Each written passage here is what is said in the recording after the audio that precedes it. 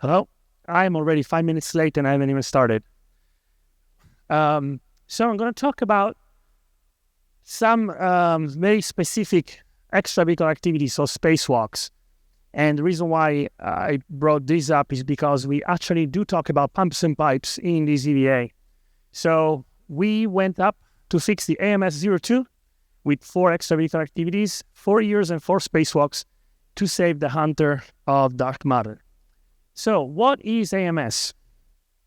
It's this big machine up here. Oops, never mind. There it is. This big machine, it's about the size of an SUV, and that's me in 2013, way before I knew I was going to perform these spacewalks on a different spacewalk. It's not the best picture, but it's got me in it, so I picked it for that reason. So AMS right here, it's alpha magnetic spectrometer. What does it do? It hunts for particles, very specific kinds of particles, charged particles. So you are very familiar with Space Hubble and probably with the James Webb Telescope. Everybody knows them because they take sexy pictures, and everybody loves sexy pictures. Big, beautiful stars, constellation, galaxies, whoa. And AMS does not. It doesn't take any pictures, but the difference is that when you compare AMS with any other kind of telescope, here's the difference. A telescope only captures one kind of messenger. And the information that all these telescopes capture is just one. It's a particle that's been emitted sometime in the past, travels in a straight line through the universe, gets captured by one of our telescopes, and then it creates a beautiful, beautiful, sexy pictures. However, that is the only information, as opposed to AMX that captures 30 messengers, actually more like 35 messenger, and here they are. These are all charged particles with this kind of angular resolution, which you can see is some of the best angular resolution. And what does it mean? It means that when something happens in the universe, we get something out. So we have stars interacting with other stars interacting with black holes interacting with black holes, supermassive black holes ingurgitating entire galaxies. And then we get something spit out. Some of them are photons, but most of it is charged particles. So what is the difference? The photons are the exhaust result of an engine. The charged particles are the inner grinding machinery. So we can look at the universe and try to understand how it works, looking at the exhaust, but then we can look at the intricacies of the engine and try to understand how it works. And AMS, it's what gives us the look. Do we know now? Thanks to it? No, we can see the wheels spinning, but we still don't know how it works. But at least we can see the wheels spinning. And look at it. Look at the dynamic range. The dynamic range is just a pure number that takes the largest size of whatever it measures over the smallest size, and it just puts them on a scale. And so look at the capabilities. The dynamic range of AMS, I really have to learn how to do this, or the AMS is already 10 times better than the best of the best observatories existing. So at least we know that AMS is better than any of this stuff. So first of all, have I convinced you that it was worth having AMS? Just nodding. That's great. I am convinced because it already revolutionized the way we see the universe, but also it was dying. It was designed to work for 5 years. And so we had a system that was invented with pumps to keep it really cool so that we get the information. And those pumps started degrading exactly after 5 years because, hey, contractors. So there were 4 pumps, 5 years, we lost the first one. Second year, we lost the third one. So by the time we got to the 8 years, because the space station continued working, we were down to 1 pump, which was keeping AMS in a live status, but it was not producing any science. It was just kept on coma, but pharmacological coma. It was alive, but it wasn't producing any science. So they decided to send 2 astronauts after a lot of training to try and fix the problem by cutting off the old pump system and installing a new one. Now, here's the cool things. AMS was never designed to be repaired. We just didn't think that we would need to. So there were no handrails. There were 27 types of bolts, washers, and nuts that needed to be removed, all different. Because, of course, if I design something that I want to repair, I'm just going to use one type so that it makes it easier. But in that case, they just chose whatever the engineers thought was best. So it was not designed to be repaired. It was not designed to ever be opened up. It was not designed to ever interface with a human with big, thick, fat, pressurized gloves. So all of that had to be figured out, and it took 4 years. And then we actually went out, and they gave us a 25% chance of repairing it, 75% chance of actually killing it once for good. So we did a lot of preparation. Here we are on the space station. This is my crewmate, Drew Morgan, who is a medical doctor and Green Beret. And myself, we are prepping. We are getting our tools ready so that we can go outside and give us a chance to repair it. It was so complex. Like I said, there were no handrails to get to the AMS. You saw in the first picture how far away it is. There was no way to get there. So we had to use the robotic arm. The robotic arm means that somebody is going to be, I'm going to show you a picture right away. It's going to be attached to this 50-feet crane and be moved around. And so you need cameras and a way to make sure that you don't impact structure. But there was none. So we had to do it in the blind, and we trained our crew members using virtual reality, where we trained for the first time using virtual reality to make sure that the crew, my 2 crewmates guiding the robotic arm, didn't kill me by slamming me into the structure. Which, spoiler, it didn't happen. I'm still here. So that we had to develop about 20 new tools that had never been used in space to access this, because one of the things I had to do was cut through pipes. I had to cut through pipes and then swage them with a new system. And again, we had never cut pipes in space before. We had never swaged anything, so all of this was really new. So we trained inside. I'm here. I'm using a pair of my third backup pair of gloves, so that I don't ruin them, and using the tools so that I learn how to cut a pipe perfectly.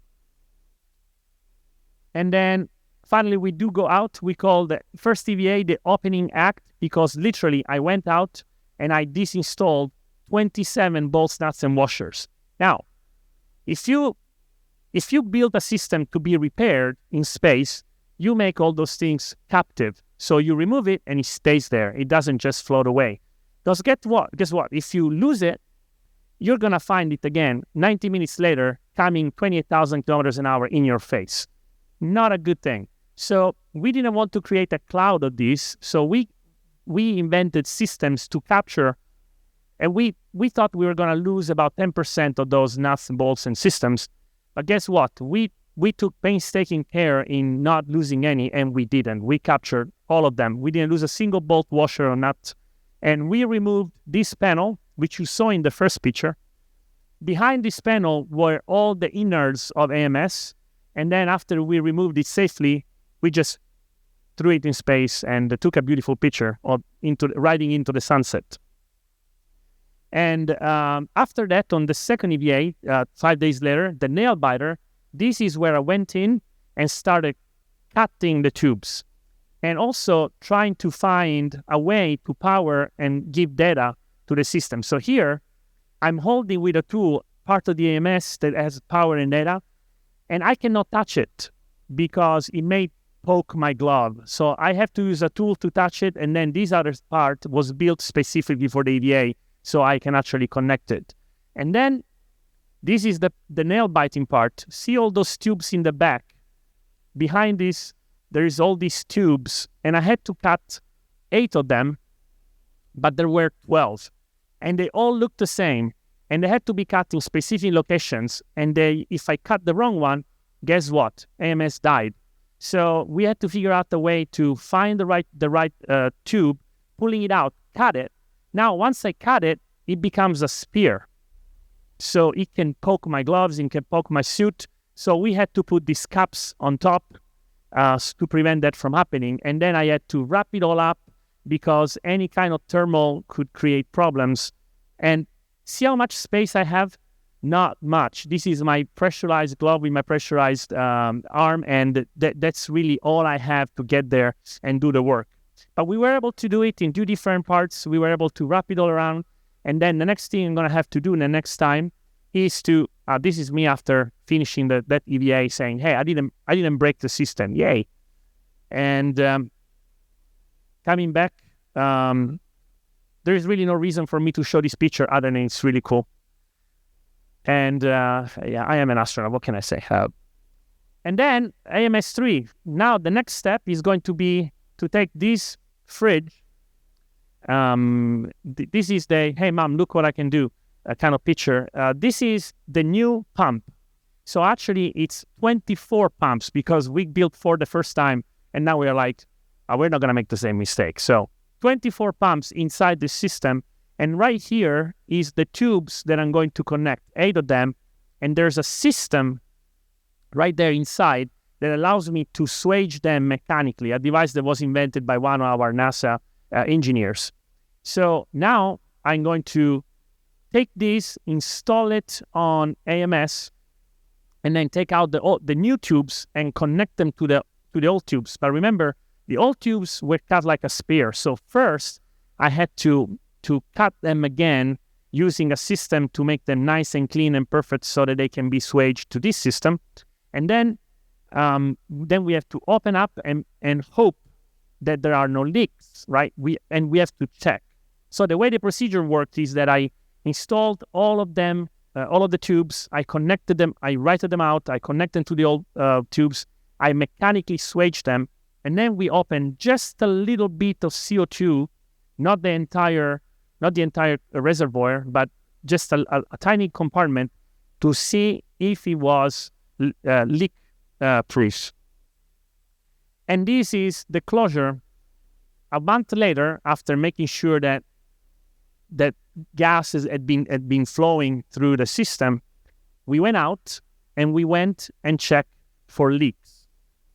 And for some reason, I didn't start from tube number 1. I started from tube number 5. It was the closest to me. I'm like, it doesn't matter. I mean, I have to check them all. So I opened up the tube again. I checked for a specific symbol that would tell me if the leak was happening. And guess what? Big fat red line telling me it's leaking. And that was the first one. We had 8 more to go through. And I was like, I messed this up.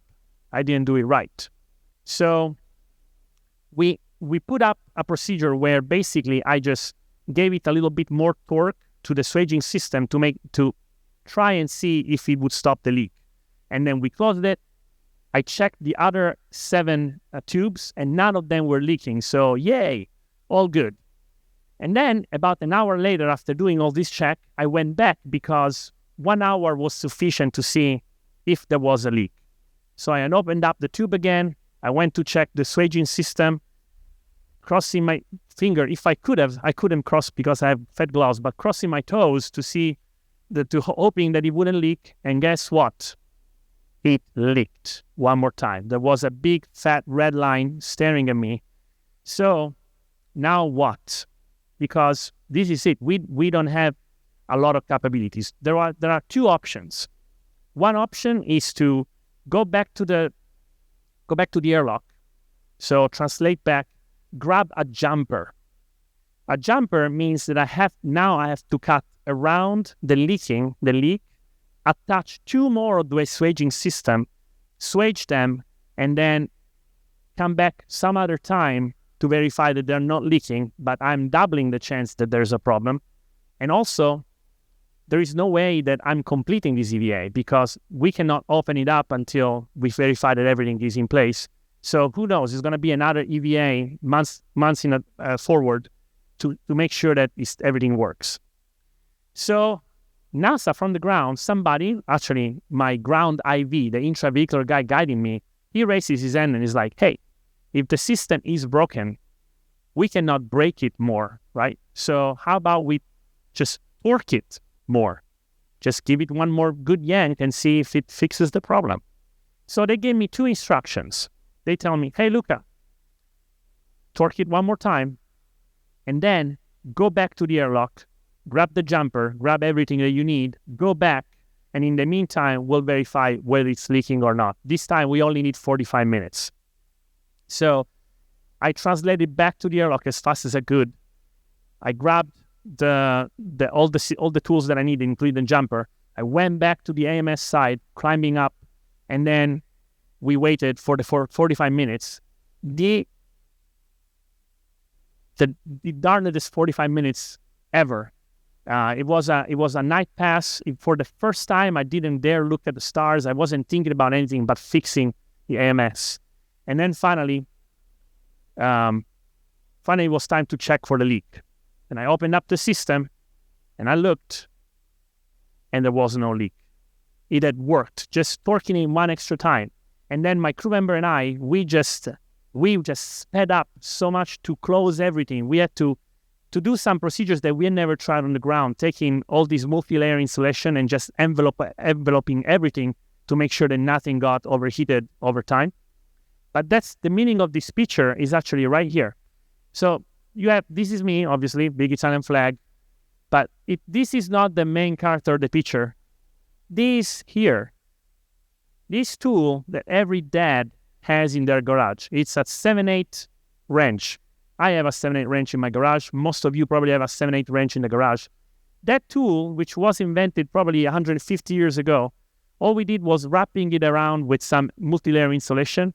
But that's the tool that I used to torque it one more time and make sure that it prevented the leak. The hero of the day, the 7/8 wrench. And so that's why I finished this EVA, this presentation with this picture, because 2,000 years ago, Archimedes said, give me a lever and I will move the world. And right there's your lever. And AMS today is still working, is still changing the world. It's just changing the way we see the universe. And designed by Professor Ting, Nobel Prize in the 70s, I hope that one day it will bring more science and innovate our understanding of the future and the universe. And that was my last picture. And I think we do have time for we have a couple of minutes for Q&A if you have questions. We have 5 minutes, so short questions and very short answers. Thank you.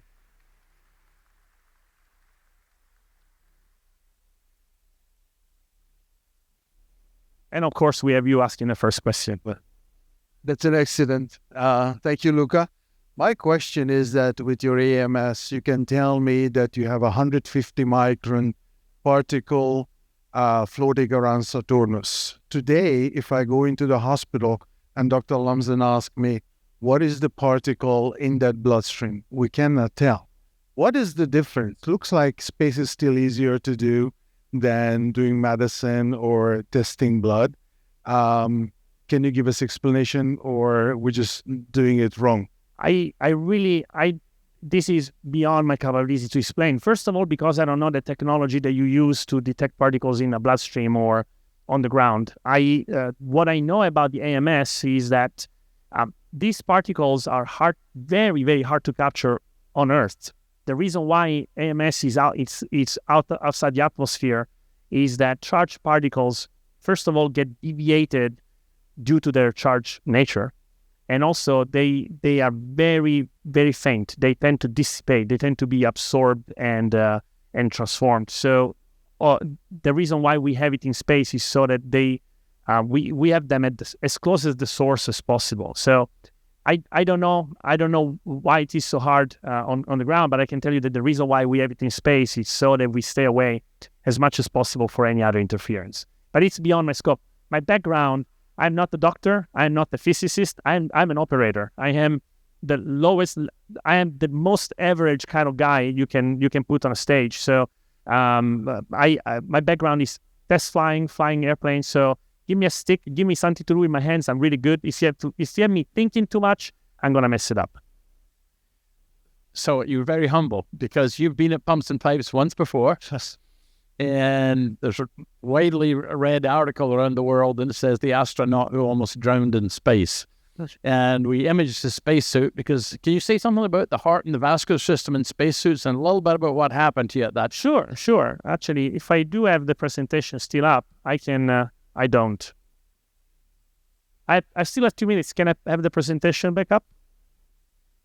So I want to show you a picture.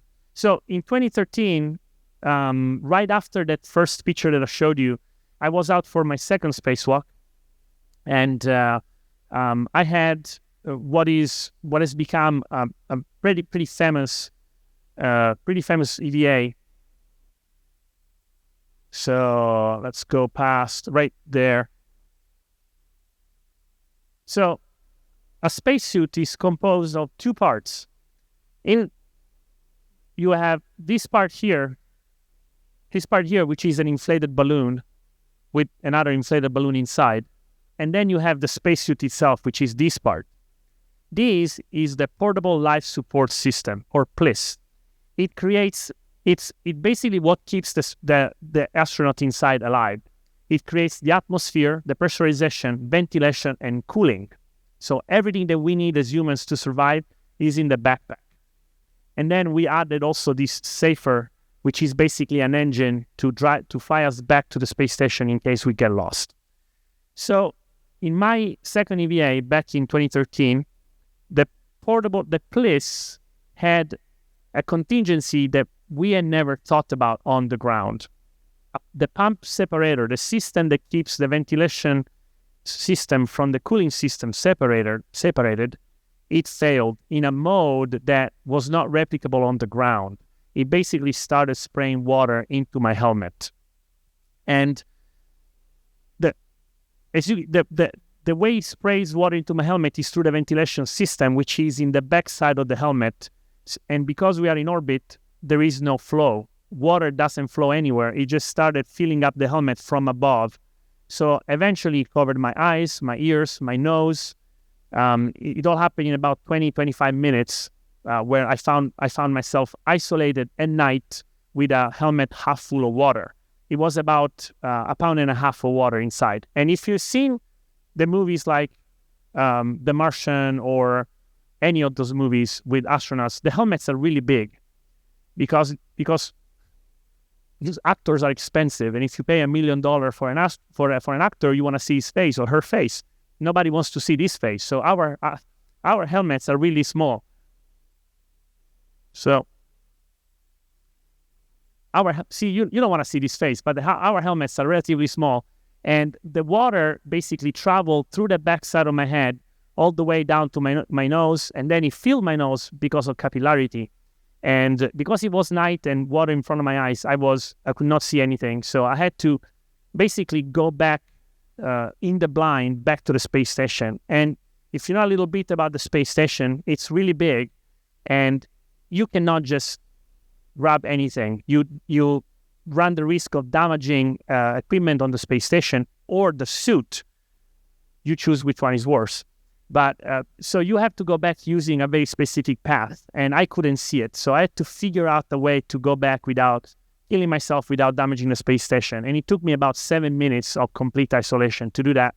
And another spoiler, I'm here. So it went well, but it was pretty sporty. It was pretty uncomfortable, I would say.